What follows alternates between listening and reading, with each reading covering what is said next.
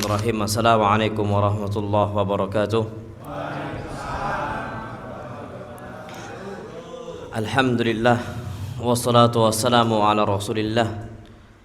Hayakumullah wa bayyakum wa saddadanillah wa iyyakum alal khairi wal huda mahyina wa as'aluhu bimannihi wa karamih ayaj'alani wa iyyakum min ahli al-ilmi wal qur'ani tadabbura wa fikha innahu ala kulli syai'in qadir wa bil ijabati jadir. Alhamdulillah, bapak-bapak semua, abang-abang semua, dan ibu-ibu yang ada di sana, kawan-kawan dari PT Eka Utama, walhamdulillah, ana bisa di sini bergabung membersamai antum dan antuna semua. Ya walaupun cuman singkat saja, ndak lama, cuman satu pertemuan. Yang ana harapkan mudah-mudahan perkumpulan kita menjadi perkumpulan yang diberkahi oleh Allah Subhanahu wa taala. Amin ya rabbal alamin. Dan ana berharap ini bukan pertama dan terakhir kalinya. Karena yang namanya kita itu menyambung persaudaraan ukhuwah itu disebutkan abadiyah, ukhuwah Islamiyah abadiyah. Persaudaraan Islam yang terus selama-lamanya. Dan bahkan ukhuwah kita bersama Nabi kita Muhammad SAW itu tidak pernah terputus insyaallah. Itu yang kita harapkan. Jadi mudah-mudahan Allah Subhanahu wa taala pun kalau kita berjauhan dalam jarak, yang ana harapkan kita tetap dekat di hati. Masya Allah. Dan tema kali ini Masya Allah, tema penting sekali, yakni tentang amal yang tertolak. Kita semua tahu setiap Bani Adam ketika dia itu beramal saleh, maka dia berusaha, keringat yang sudah keluar, energi yang sudah dihabiskan itu enggak dihitung sia-sia. Tapi apalah daya, ternyata banyak sekali kondisi-kondisi yang amalnya besar Allah jadikan habaan manthura, debu-debu yang berterbangan. Dan kita perlu tahu, bisa nggak kita nimbang debu? Ada debu ditimbang? Nggak ada. Kalau pasir, na'am, ini debu. Udahlah gitu, udahlah pertama debu, kedua manthura, berterbangan. Gimana mau ditimbang? Yang awalnya amal-amal kita besar, seperti Gunung Tuhamah Bidha, Gunung Tuhamah yang warnanya putih. Gunung warna putih berarti tandanya apa? Tinggi besar, Masya Allah. Lah gunung di kita ini warnanya apa? Hijau. Itu belum tinggi. Kalau seandainya tinggi, dia itu akan warna putih. Saking tinggi dia, puncaknya warna putih, seperti Everest. Ana setahu ana ada katanya gunung di Indonesia yang turun salju. Katanya ada di Papua sana. Jadi nggak tahu entah salju kah atau batu es kah, ana nggak ngerti ala kulli hal. Tapi ana pernah dengar itu. Itu saking tingginya apa? Gunung tersebut. Ternyata kita bawa amal itu bisa jadi haba, debu, manthura, berterbangan.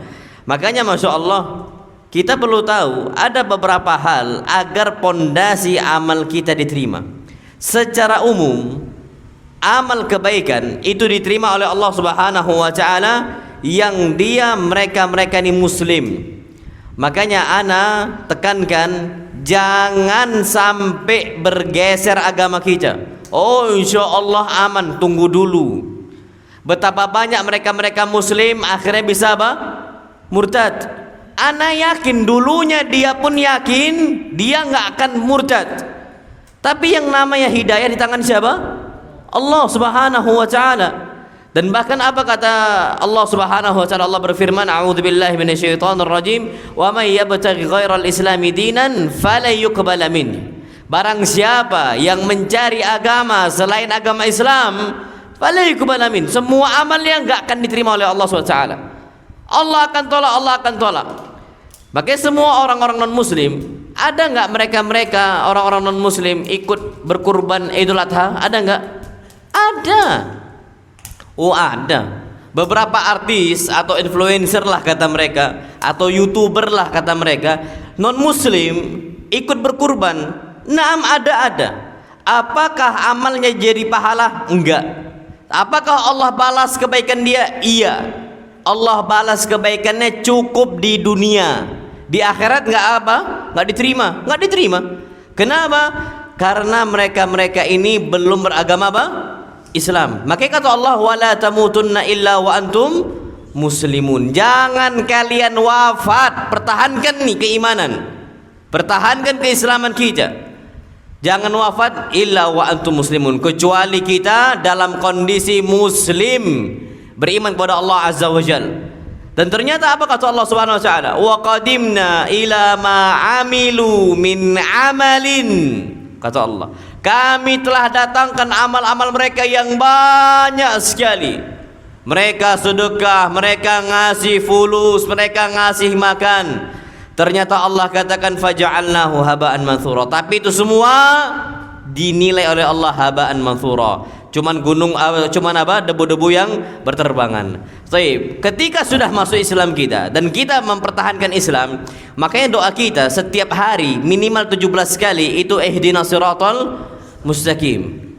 Kita ini bukan berarti minta hidayah baru, bukan. Ya Allah, kasihlah kami hidayah menuju jalan yang lurus.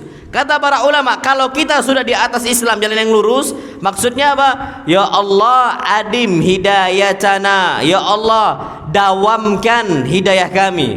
Jadikan hidayah kami ini terus menerus nyambung sampai kami wafat. Makanya doanya ihdinas siratal mustaqim itu 17 kali. Orang yang 17 kali pun bisa masih menyimpang, bisa. Makanya Islam ini dijaga. Jadi yang pondasi memang awal, betul-betul awal Islam dulu, itu secara umum. Jaga keislaman kita, insya Allah amal kita akan diterima oleh Allah Subhanahu wa taala. Kemudian kita masuk ke pilar utama diterimanya amal. Apa sih itu? Ada dua. Pertama disebutkan oleh para ulama, yang pertama adalah ikhlas karena Allah Subhanahu wa taala. Kalau amal itu nggak ikhlas, nggak akan diterima. Ikhlas ini memurnikan niat kita, tujuan kita nyembah Allah, tujuannya untuk siapa? Allah saja. Ada orang sholat ria, ada seorang sholat ingin dipuji, ada orang sedekah ingin dikatakan orang apa? Dermawan. Ada beberapa hal kondisi seperti itu. Ada orang A, B, C, zakat, dia bayar zakat, tapi bayar zakat dalam kondisi terpaksa. Haji juga sama, dia berangkat haji dalam kondisi apa? Ya Allah alam, pencitraan kah? Ada. Nah, ketika mereka nggak ikhlas, Allah Subhanahu wa taala akan tolak. Kemudian yang kedua, ittiba. Jadikan amal kita ini sesuai dengan arahan Nabi kita Muhammad sallallahu alaihi wasallam. Ini yang Allah firmankan dalam Al-Qur'an Al-Karim. Apa kata Allah? Liyabluwakum ayyukum ahsanu amala. Agar kami uji siapa yang paling baik amalnya. Apa kata Fudail ibn Iyad? Yang paling baik amalnya adalah akhlasuhu wa aswabuhu. Yang paling ikhlas, yang kedua yang paling benar. Ikhlas dia tapi nggak benar, tertolak. Benar dia tapi nggak ikhlas juga apa? Tertolak. Jadi agar amal kita diterima, ini dua hal nih. Apa itu? Pertama paling ikhlas, kedua apa? Sesuai dengan apa tuntunan Nabi kita Muhammad sallallahu alaihi wasallam. Taib. Perhatikan di sini ayyuhal ikhwatul kiram. Kita bahas dulu yang pertama. Tentang masalah apa? Ikhlas. Taib. Kita ini enggak ada perintah untuk kita kecuali mengikhlaskan saja. Semuanya. Allah berfirman, "Wa ma umiru illa liya'budullaha mukhlishina lahuddin." Kita ini enggak diperintahkan apa-apa kata Allah, kecuali agar kita nyembah kepada Allah dalam kondisi mukhlishina lahuddin. Ikhlas hanya untuk Allah Subhanahu wa taala. Makanya niat ini itu penentu amal kita diterima atau enggak. Hadis ma'ruf, kita rata-rata udah hafal sudah. Innamal a'malu binniyat. Sesungguhnya amalan itu tergantung apa? Niatnya. Kalau seandainya niatnya salah.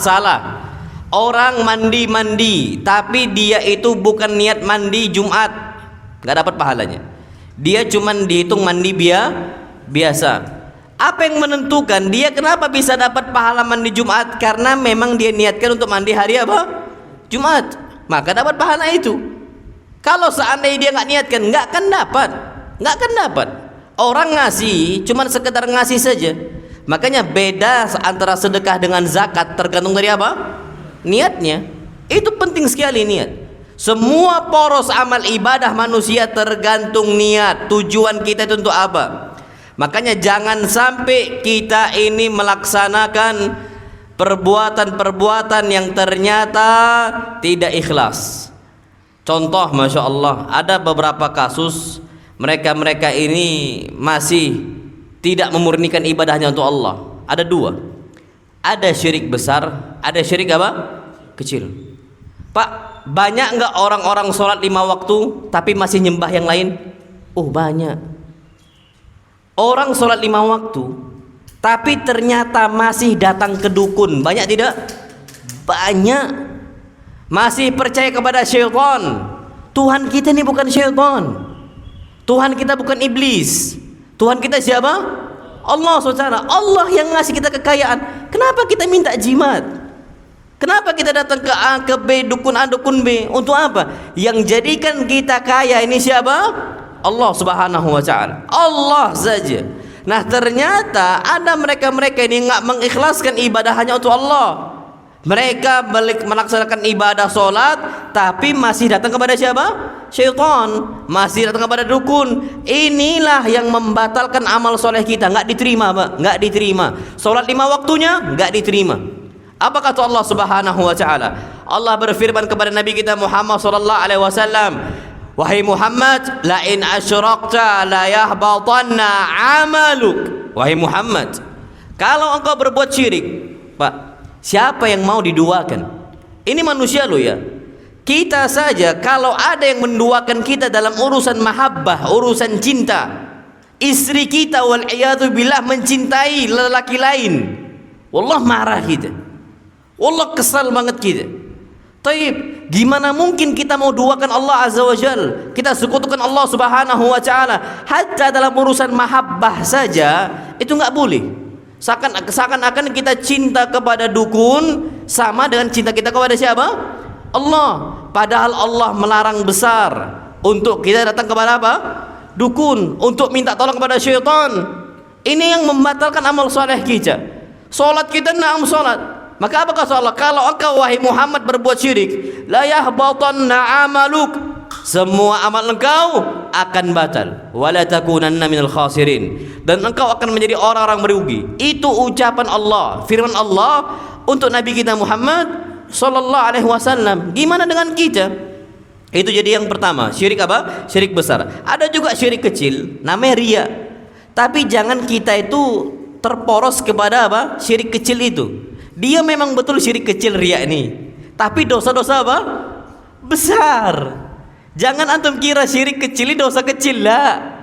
Syirik kecil ini dosa apa? Besar. Dosa besar. Dan itu bahaya-bahaya. Makanya Allah ingatkan, jangan ada yang menduakan Allah Azza wa Jalla dalam apa? Dalam beribadah dengan konsep apa? Riya. Dia memang untuk Allah. Datang ustaz, langsung dia serus Allahu Akbar.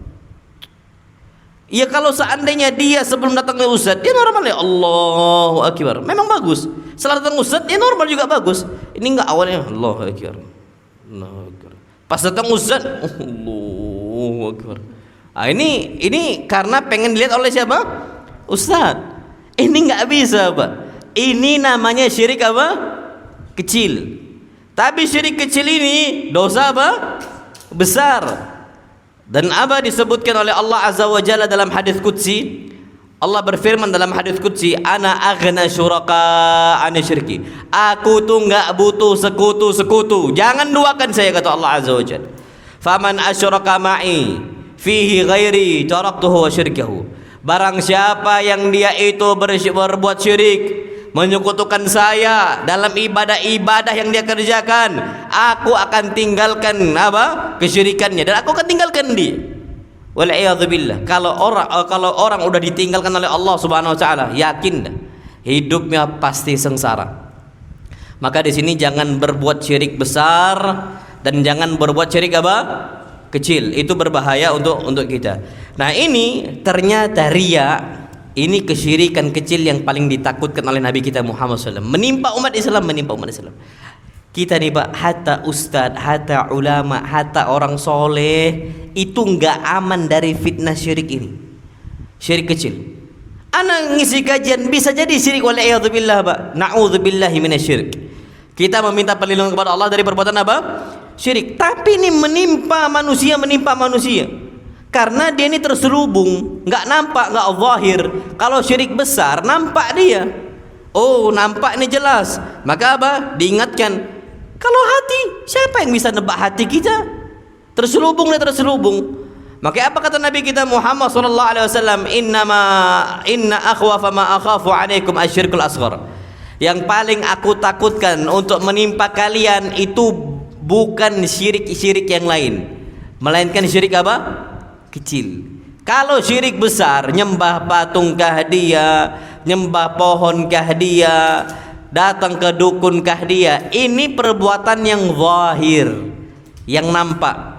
Tapi kalau riya itu tidak apa?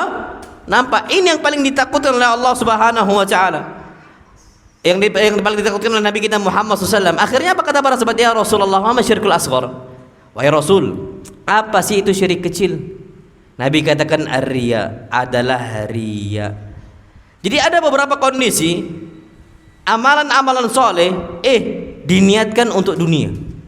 Ini amal soleh, solat untuk dunia, zakat untuk dunia, sedekah untuk dunia. Itu ada.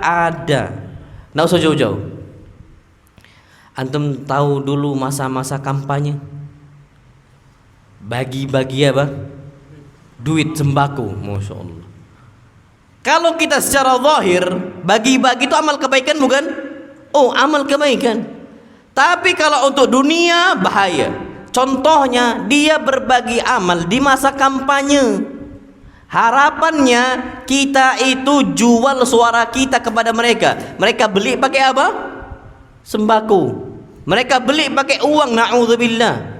Ini amal kebaikan, tujuan untuk dunia. Kita nggak boleh. Satu sisi hilang pahala kita. Kedua itu riswah. Apa riswah? Suap itu Pak. Jadi jangan diambil. Iya, masa kita ini disuruh untuk milih itu jadi pemimpin selama berapa tahun? 5 tahun. Suara kita dibeli cuman sembako 100.000. Wallah, rugi banget Pak. Rugi banget asli. Rugi Pak. Antum hitung aja tiap hari berapa yang ini kita, ternyata habis duit kita. Siapa yang milih? Ya kita-kitanya lah yang milih. Ketika sudah jadi kita demo, na'udzubillah, bukannya sami'na wa ta'na. Ini terjadi Pak. Kekacauan di mana-mana. Siapa yang salah? Kita. Kenapa? Semua politik uang. Semua politik apa? Uang. Kita nggak berbenah diri. Harus kita berbenah diri. Akhirnya yang naik, semisal itu kan pilihan kita. Akhirnya kita sendiri yang apa? Kudeta. Ini kan berbahaya. Bukannya kita bisa bersabar. Jadi anak kuliah di sini udah rusak semuanya. Sebabnya apa? Dunia. Makanya amal kebaikan saleh itu, orang umrah tujuannya banyak kok. Untuk dunia itu banyak, sudah banyak. Dia berangkat umrah tujuannya apa? Nyari modal. Modal apa? Dagang di Indonesia. Dia beli sejadah, berangkat dia ke sana, habis itu dia jual di mana? Di Indonesia. Itu boleh, nggak terlarang. Tapi niat utamanya itu apa? Kalau memang niat utamanya memang beli sejadah, beli karpet, maka dia tidak dihitung apa? Pahala. Tapi kalau dia memang niatkan untuk umrah, tapi sambil dia dagang, dia lihat kesempatan, itu silahkan. Tapi memang niat awal apa? Umrah. Jadi kita ini tipis sekali nih. Inilah yang ditakutkan oleh Nabi kita Muhammad SAW. Ini tipis karena urusan hati nih Pak. Kita nggak pernah tahu. Tapi jangan antum tuduh Pak. Nggak bisa sembarangan nuduh. Oh, antum dagang habis umrah, antum umrohnya untuk dunia. Oh, nggak boleh. Itu urusan apa? Hati. Kadang-kadang nih kita suka nuding orang, padahal itu di dalam hati dia. Ini nggak bisa Pak. Makanya masya Allah, pernah Usamah ibn Zaid dimarahi oleh Nabi kita Muhammad sallallahu alaihi wasallam. Usamah ini di medan perang dapatin orang kafir non muslim, itu dia ternyata mau ditebas kepalanya oleh Usamah bin Zaid pakai pedang. Tiba-tiba lawannya mengucapkan asyhadu an la ilaha illallah wa asyhadu anna Muhammadan Rasulullah. Usama ini ngomongnya takut pedang diang mati. Takutlah Usama, ini mengucapkan la ilaha illallah nih. Tapi enggak, ini kan karena takut dari pedang dia mengucapkan itu. Tapi ada kekhawatiran. Akhirnya laporlah ke Nabi kita Muhammad sallallahu alaihi wasallam. Apa kata Nabi kita Muhammad sallallahu alaihi wasallam? Nabi langsung marah. Apa kata Nabi sallallahu alaihi wasallam? Afala syaqaqta batnahu? Engkau udah buka dadanya belum? Sehingga engkau tahu isi hatinya? Untuk apa dia ucapkan la ilaha illallah? Maka apa? Marah Nabi SAW. Afala syaqaqta batnahu? Engkau udah buka belum? Udah engkau belah belum dadanya? Kalau engkau nggak bisa tahu isi hati, jangan menghukumi hatinya. Karena kita nggak tahu apa isinya, nggak tahu, nggak boleh, nggak bisa sembarang fitnah. Ini hati. Akhirnya apa kata Usama bin Zaid ketika marah betul Nabi SAW? Fa inni arju an uslima min yauma idzin. Aku berharap kepada Allah Azza wa Jalla aku masuk Islam itu setelah itu, bukan sebelumnya. Saking marahnya Nabi kita Muhammad sallallahu alaihi wasallam. Kalau saat itu nggak tahu hukum kan, aman dia. Nabi nggak marah kayak gitu. Lah ini ketika dia sudah tahu Nabi marah betul, sedihlah Usama bin Zaid. Maka harapannya masuk Islamnya setelah kejadian apa? Kejadian itu. Makanya nggak boleh main nuding, karena memang urusan hati pun milik siapa? Allah Subhanahu wa taala. Sum'ah juga sama. Beramal agar didengar oleh orang. Oh fulan orangnya baik, oh fulan orangnya baik, fulan orang baik. Kita ngasih pujian itu plus saja, karena memang Allah udah cinta sama orang, nanti itu plus saja. Ya enggak lah, enggak sih, biasa aja, enggak, sudah gitu. Itu kondisi orang yang beriman, enggak suka pujian. Tapi ada orang-orang ngasih, ada orang-orang beribadah, ada orang-orang sholat agar dikatakan ini orang baik. Maka amal mereka itu amal yang tersembunyi, dan masya Allah tidak sedikit dari mereka yang bahkan ketika meninggal itu masih ada di punggungnya atau pundaknya itu bekas hitam. Kenapa? Karena suka berbagi. Suka apa?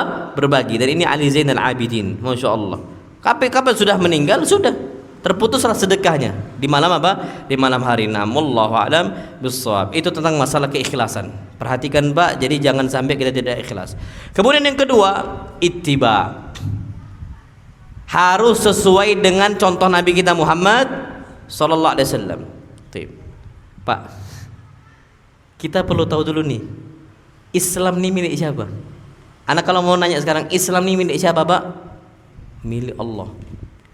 Kalau Islam milik Allah, bukan milik kita, bukan hak kita, jangan kita rubah-rubah ini agama. Anak nggak usah jauh-jauh Pak. Anak kalau punya rumah dirubah isinya, orang berhak masuk keluar, dia mau nyoret rumah anak, marah nggak kita? Marah. Kita punya rumah warna putih, kata dia bagusan hitam, dipilok sama dia warna hitam, marah nggak kita? Marah. Karena rumah itu milik siapa? Milik kita. Kita pun bisa pidanakan nih orang, ngerusak rumah orang, rusak tatanan rumah orang, marah kita. Tapi agama Islam itu bukan milik kita. Wallahi bukan milik kita, bukan milik manusia. Apa kata Allah SWT? Ala lillahi dinul khalis. Katakanlah wahai Muhammad, agama yang murni. Ingat ya kata Allah, ad-dinul khalis, agama yang murni ini cuma milik siapa? Milik Allah. Ala lillah, ini hanya milik Allah. Ad-dinul khalis, agama yang murni. Kalau Allah katakan murni, berarti jangan dia apa? Dikotori, jangan dinodai. Biarkan dia murni terus, biarkan dia putih terus. Jangan ada campur tangan manusia. Gak boleh. Kenapa? Kalau seandainya itu hak milik kita diganggu gugat oleh manusia, kita pasti marah. Nabi kita Muhammad SAW berhak nggak merubah agama Allah? Nabi kita SAW berhak nggak? Nggak berhak. Sampai Nabi pun nggak ada hak. Kalau Nabi nggak ada hak untuk merubah agama Islam, apalagi apa? Kita. Dan bahkan masya Allah tabarakar rahman, Nabi selalu hati-hati.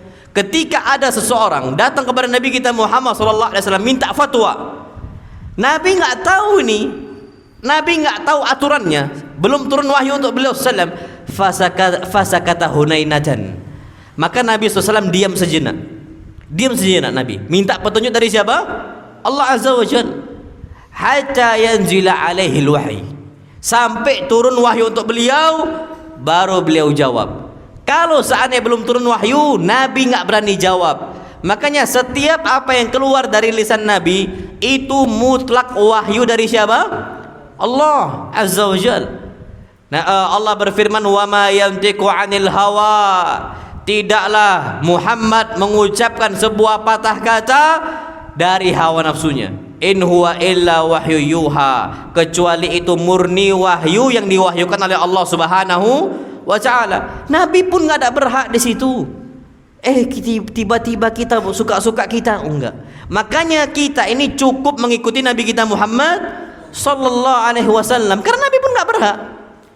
Dan bahkan ada sebuah ayat Allah berfirman, walau taqawwala alaina ba'dul aqawil. Kalau si Muhammad berkata dengan sebuah ucapan kata atas nama kami, atas nama agama kami, al-aqawil, dengan beberapa ucapan kata yang enggak pernah kami ucapkan, yang enggak pernah kami syariatkan, kata Allah Azza wa Jalla, la akhadna minhu bil yamin. Kami akan siksa si Muhammad. Thumma laqata'na minhu al-watin, dan kami akan potong urat lehernya. Masya Allah, urat nadi dipotong oleh Allah Azza wa Jalla, disiksa. Kalau sekali saja berbuat apa? Mengucapkan sesuatu hal yang Allah enggak pernah syariatkan. Kalau Nabi enggak pernah ada hak di situ untuk mengucapkan suatu hal kecuali ada landasannya, gimana kita, Pak? Ini hak mutlak milik Allah. Makanya ala kulli di sini, apa yang Rasul bawa ambil, apa yang Rasul enggak bawa enggak usah. Dan ini sebagaimana Allah firmankan, wa ma atakumur rasulu fakhudhu. Apa yang dibawa Rasul ambil. Kalau Rasul enggak bawa, jangan ditambah-tambahin. Ini urusan ibadah kepada Allah Azza wa Jalla. Nanti amal soleh kita tertolak. Pak, enggak usah jauh-jauh. Kita tahu Nabi Musa. Siapa yang enggak tahu Nabi Musa? Nabi Musa pun kalau hidup di zaman Nabi kita Muhammad sallallahu alaihi wasallam, tidak ada namanya syariat Musa yang berlaku, enggak. Semua syariat Musa dihapus dengan datangnya Nabi kita Muhammad SAW. Nabi Musa pun mau enggak mau harus ngikutin Nabi, enggak bisa nambahin, enggak bisa ngurangin. Dan ini pernah terjadi ketika Nabi SAW marah betul kepada Umar bin Khattab. Ketika itu Pak, ini kasus Masya Allah. Umar ibn Khattab radhiyallahu ta'ala anhu itu mendapati sebuah kitab Taurat yang di dalamnya terdapat apa? Hikmah, terdapat istilahnya pelajaran-pelajaran yang banyak kita ambil.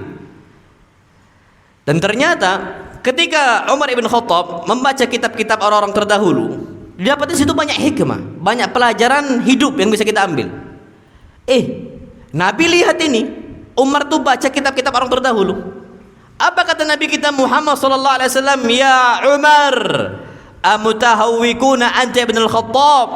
Apakah engkau ragu wahai Ibnu Khattab dari isi Al-Qur'an sehingga engkau baca yang lain? Masya Allah. Kita nih sekarang lebih suka untuk dengar kata orang dibandingkan kata Nabi kita Muhammad sallallahu alaihi wasallam. Lebih senang dengan arahan fulan dan allan dibandingkan arahan Nabi kita Muhammad SAW. Dan bahkan pola hidup rumah tangga pun kita ngambil dari orang non muslim, padahal Nabi seabrek-abrek memberikan solusi dalam rumah tangga kita, solusi hidup kita, solusi hutang kita, solusi gangguan fulan wala alan untuk kita. Banyak Nabi kasih solusi, tapi kita masih cari dari yang lain. Masya Allah, nyari ketenangan dengan agama yang lain. Itu ada. Harusnya cukup dengan Al-Quran Al-Karim. Apa kata Nabi kita SAW? Amutahawwikuna anta bil Khattab? Wahai Ibnu Khattab, apakah engkau ragu dengan isi Al-Quran Al-Karim? Fa wallahi, demi Allah, lau kana Musa hayyan fama wasi'ahu illa ayattabi'ani. Ini kalau Nabi Musa masih hidup wahai Umar, tidak ada opsi, tidak ada pilihan bagi Musa kecuali ngikutin saya saja. Itu Nabi Musa. Kalaupun hidup dipaksa oleh Allah mau nggak mau ngikutin Nabi kita Muhammad SAW, nggak ada hak untuk nambahin, nggak ada hak untuk ngurangin, tidak ada hak untuk ibadah secara teori sendiri, nggak ada hak. Karena ambil contoh, Nabi SAW sholat. Gimana beliau sholat pertama kali? Allahu Akbar. Datang renovasi dari beberapa manusia.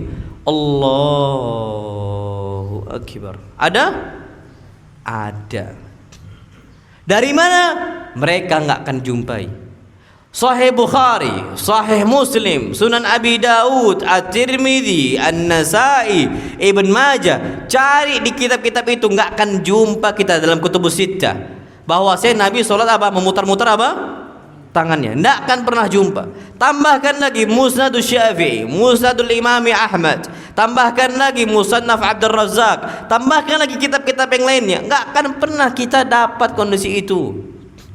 Ternyata renovasi ini semakin tahun semakin apa?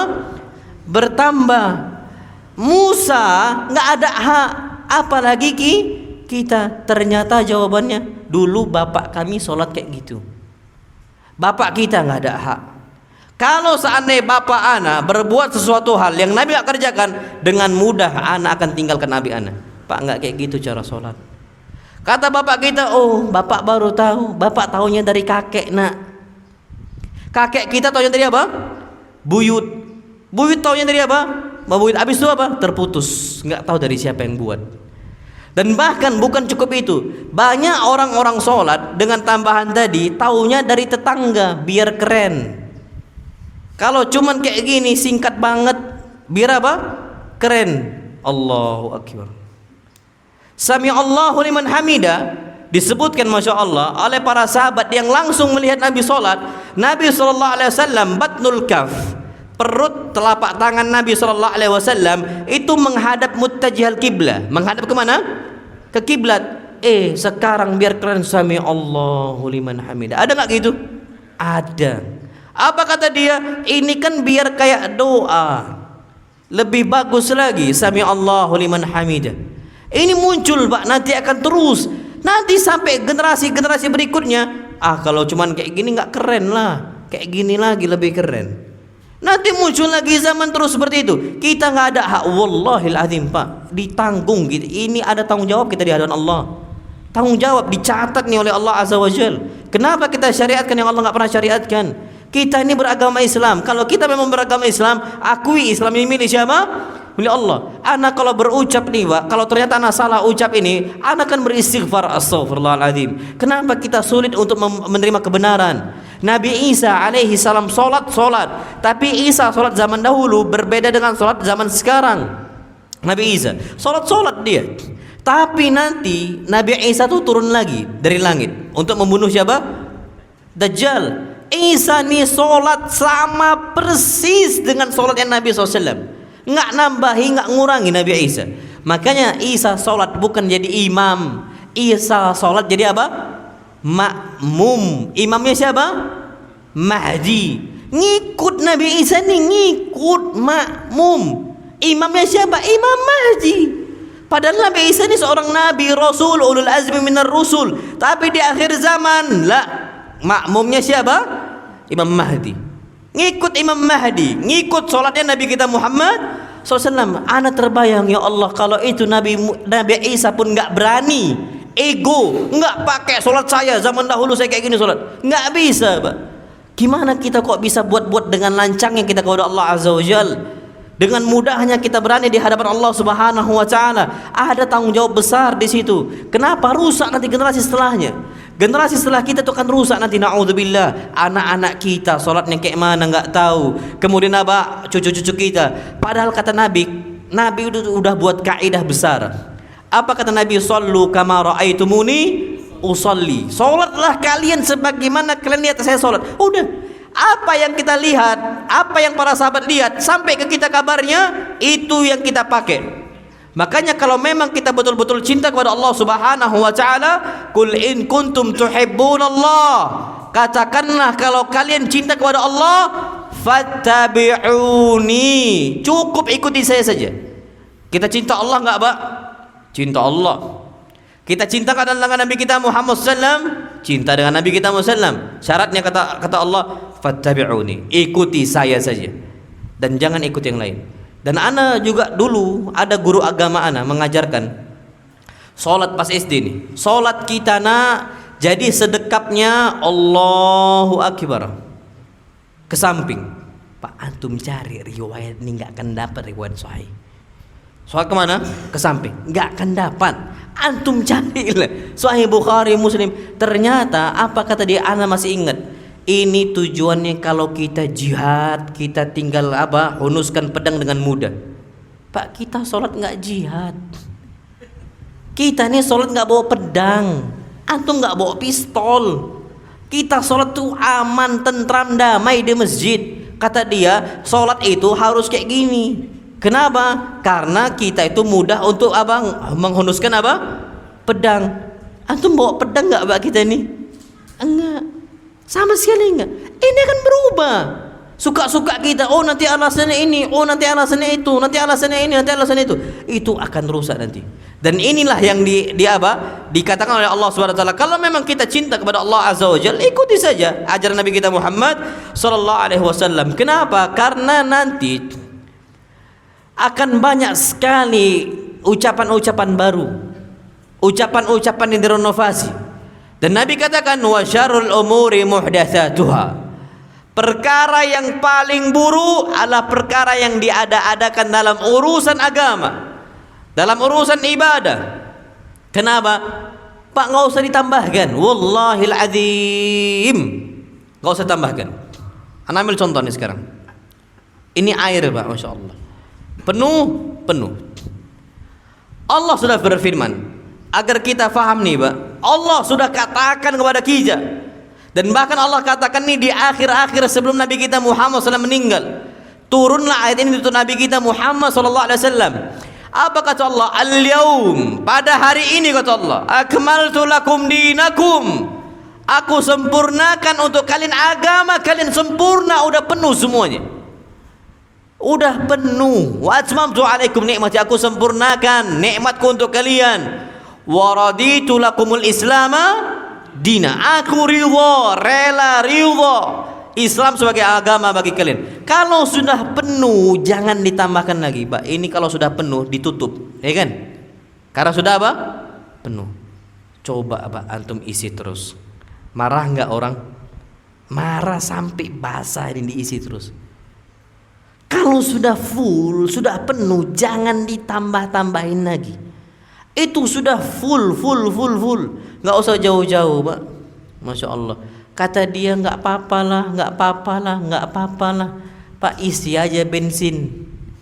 Isi bensin sudah full, ditekan terus sama tukang pom bensinnya. Pak, sudah full, nggak apa-apa lah. Pak, full, nggak apa-apa lah. Marah nggak antum? Marah Pak, pasti marah kita ini. Ini sederhana saja, sederhana loh Pak, sederhana. Tapi kita kadang-kadang tertutup akal kita bukan karena apa-apa Pak, hawa nafsu. Kita sadar itu salah kita. Nambah amal baru kita tuh sadar salah. Cuman hawa nafsu sudah apa? Tertutupi. Kalau hawa nafsu sudah tertutupi, apa kata tukang bensin? Enggak apa-apa lah, ini pemasukan untuk kami. Enggak apa-apa, sedekah aja Mas. Sedekah aja, sedekah itu bagian dari apa? Ibadah. Masya Allah Pak, udah tertutupi. Dan antum tahu enggak cukup sampai itu Pak. Kadang-kadang kita ini kalau sudah kondisi dinasihati sama orang itu, kalau udah hawa nafsu payah Pak. Ada kasus, Anda nggak tahu kalau di sini ya, yang jendela rumah sampai pecah karena suara apa itu? Ah iya tahu. Dari mana itu? Dari sini ya. Iya Pak. Ana itu beritanya sampai ke Sumatera Selatan. Sampai Sumatera Selatan loh Pak. Itu semua bersyukur Pak, nggak ada kondisi itu di tempat kami. Kami semua bersyukur. Semua bersyukur Pak. Antum tahu kenapa? Rumah pecah, bayi-bayi nangis, wanita-wanita hamil terganggu, orang-orang yang sakit itu terganggu Pak. Dan ketika dinasihati, antum tahu jawabannya apa? Gimana mereka menghidupi keluarga mereka? Masya Allah. Ini kan nggak apa-apa, biarkan mereka bekerja. Pak, apakah kita ini mau menghidupi rumah tangga kita dengan cara ganggu orang? Apakah dengan cara itu, oh nggak apa-apa kita mencuri, Tujuannya untuk apa? Nafkahi. Nggak bisa. Bahkan anak tuh dengar sendiri dengan ke telinga anak ketika anak lihat di TV, bukan di TV, di YouTube, tapi acara-acara televisi. Itu kan bisa uangnya, keuntungannya untuk menyantuni anak yatim. Ya Allah, anak yatim pun kalau tahu itu hasil dari menzalimi, anak yakin fitrah mereka lurus. Nggak mau mereka. Anak yakin itu Pak, saya yakinnya. Jangan sampai kita nih buta Pak. Ketika dinasihatin, ketika sampai nasihat, hati kita udah terlalu hitam. Udahlah Pak. Kondisi berarti kita ini ada suatu hal yang kita yang harus kita perbaiki. Hati kita pertama, bersihkan. Maka cukup kita beramal soleh, cukup kita beribadah dengan apa kondisi yang Allah perintahkan. Kenapa? Karena hukum asal ibadah, kata para ulama, al aslu fil ibadati at-tahrim. Asal dalam ibadah itu adalah keharaman. Sampai kapan? Sampai datang dalil. Jadi kalau seandainya belum ada dalil, jangan berbuat ibadah. Karena hukum asalnya nggak boleh. Jangan ditambah-tambahin. Nah, kalau dunia lain, al aslu yang namanya asal selain ibadah, dunianya adalah al-hil, halal, sampai datang keharamannya. Antum boleh kerja ini, kerja itu, kerja ini, kerja itu, dunia. Yang penting tidak ada dalil keharamannya. Antum silahkan pakai mobil Pak, mobil yang paling mewah pun silahkan, nggak harus pakai onta, nggak harus pakai onta Pak. Beda loh, jangan sesamakan sesuatu hal yang berbeda. Kan ada sebagian orang mengatakan, oh kalau kayak gitu kita nggak boleh berbuat ibadah yang baru, ya nggak usah pakai inilah, nggak usah pakai mobil karena Nabi pakai onta. Pak, beda Pak, naik mobil itu bukan ibadah, tapi urusan dunia. Antum umroh nggak harus pakai pakai onta, nggak nyampe kita Pak, tenggelam. Iya, nggak usah Pak pakai kapal layar, ada pesawat pakai pesawat, itu urusan dunia. Nah, ritual ibadahnya itu, inilah yang hukum asalnya nggak boleh. Sampai datang ada dalil yang membolehkan, yang mensyariatkan. Kalau nggak jangan. Makanya Nabi SAW, Nabi loh ya, Nabi nggak tahu urusan dunia. Dan ini memang Allah jadikan seperti itu. Hikmahnya, kalau dunia silahkan antum renovasi. Antum inovasi, renovasi, terserah antum. Buat ide-ide yang baru terserah Pak. Nggak harus contoh Nabi. Antum urusan dunia contoh Nabi, ya mungkin kita akan akan kacau. Ini pernah terjadi di zaman Nabi kita Muhammad sallallahu alaihi wasallam. Kasus apa? Mengkawinkan kurma. Nabi nih Pak, hidupnya bukan di Madinah dulunya. Di mana? Di Mekah. Mekah itu mereka ekonomi mereka itu bisa maju bukan dari perkebunan, dari dagang. Tapi kalau Madinah, ekonomi mereka dari mana? Perkebunan kurma, itu pendapatan mereka terbesar. Nabi SAW berdagang. Makanya kita sering baca ayat ini, li ila fi Quraisy ila fihim rihlatasyita'i wasaif. Mereka ini melaksanakan perjalanan syita dan saif. Musim panas mereka ke Syam, musim dingin mereka ke Yaman. Ini yang sering mereka kerjakan. Kenapa? Ke Yaman dagang, ke Syam juga dagang mereka. Nabi SAW datang nih ke Madinah. Di sana penuh dengan kebun kurmanya. Apa kata Nabi SAW? Kalian coba ini kawinkan. Yang ini dengan kurma itu, yang ini dengan kurma itu, yang ini kurma itu. Ya bisa jadi bagus gitu. Para sahabat ketika itu belum tahu kaidah ini, karena taunya ini diperintah Nabi. Pada urusan ibadah, dikawinkanlah. Ternyata bukan malah bagus, malah mati. Akhirnya pas Nabi keluar, lah kok pada mati. Nabi tanya, kenapa ini kok kurmanya pada rusak semua? Apa kata para sahabat? Ya Rasulullah, engkau yang suruh. Akhirnya pada rusak semuanya, engkau yang suruh. Apa kata Nabi SAW? Antum a'lamu bi umuri dunyakum. Kalian lebih tahu tentang urusan dunia kalian. Ya terserah kalian. Tapi kalau saya ini urusan ibadah, urusan amal saleh. Kalau dunia silahkan, nggak usah Kalau disuruh kawinkan ini dan sebagainya ternyata merusak, Nabi nggak tahu apa-apa. Sallallahu alaihi wasallam. Nabi itu cuma mengatakan, ini kalau kira-kira, Nabi pun nggak tahu bisa nggak ya ini, bisa nggak ya dia itu bagus. Nabi kan bertanya, dikerjakan dong sama sahabat. Apa yang terjadi? Bukan malah bagus, malah apa? Mati. Nah ini dunia Pak, silahkan antum buat apa, buat apa, buat apa, buat apa. Dulu Masya Allah, dulu Pak Al-Quran itu pakai apa? Pelepah kurma. Pelepah kurma, makanya boleh nggak dibukukan? Boleh, dan itu nggak dilarang. Karena itu dunia. Karena dalam bentuk apa dunia, tapi pembacaan ritualnya jangan diada-adain. Yang na, yang nun, yang a, jangan nga. Alhamdulillahirabbil alamin. Itu ritualnya nggak boleh dirubah-rubah. Tapi kalau dunianya bisa pelepah kurma, silakan antum rubah jadi kertas. Yang kertas jadi sekarang baca ini pakai tablet, enak banget Pak. Sudah tinggal baca pakai apa? Tablet. Boleh? Boleh. Baca pakai HP, antum lagi di bandara semisal pakai HP baca boleh? Boleh. Nggak ada masalah, antum kembangkan lagi. Dulu kitab-kitab para ulama pakai buku-buku. Sekarang kitab-kitab para ulama sudah masuk dalam PDF atau namanya itu e-book. Iya, buku elektronik. Dan bahkan lebih canggih lagi dengan maktabah syamilah. Ana kalau nyari hadis, ana cukup tulis potongan hadisnya saja.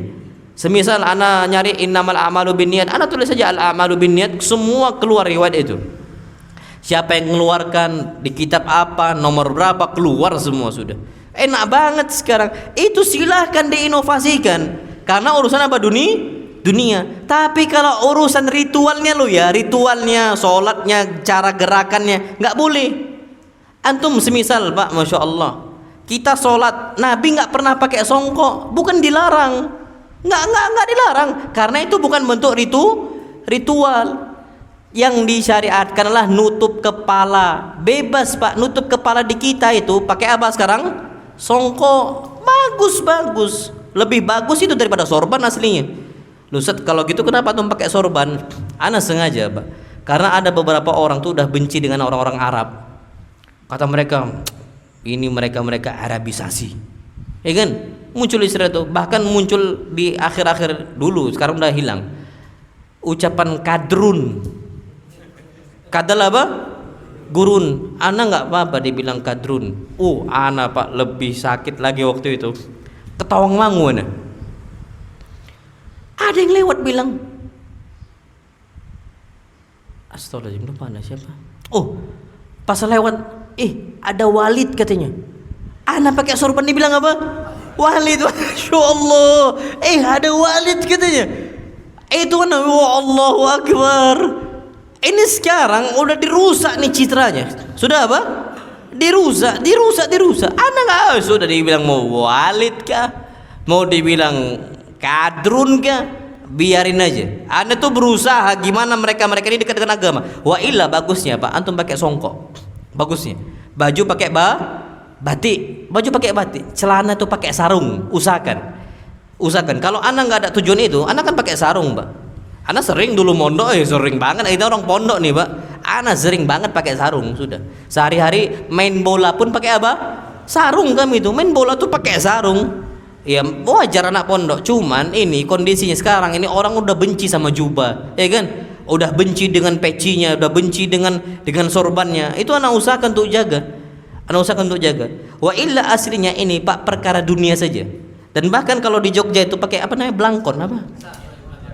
Iya, pakai itu. Itu bagus Pak, pakai sholat gak ada masalah. Karena memang adatnya seperti itu.